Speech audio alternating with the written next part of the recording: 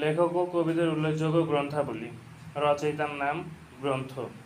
১. বনফুল। বনফুলের গল্প বাহুল্য, অদৃশ্য লোকে বহুবর্ণ অনুগামিনী। ২. আনিসুজ্জামান। মুসলিম মানুষ ও বাংলা সাহিত্য।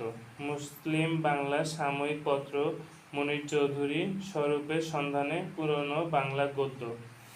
৩. রুকনুজ্জামান খান। হাট্টিমাটিম টিম, খোকন খোকন ডাকবাড়ি, আজব হলেও গুজব নয়, আমার প্রথম লেখা, ঝিকিমিকি, বার্ষিক কচিকাচ্চা, ছোটদের আবৃত্তি। ৪. হুমায়ুন আজাদ। লাল নীল দীপাবলি, কত নীল সরোবর, অলৌকিক স্টিমার, জালো চিতাবাঘ।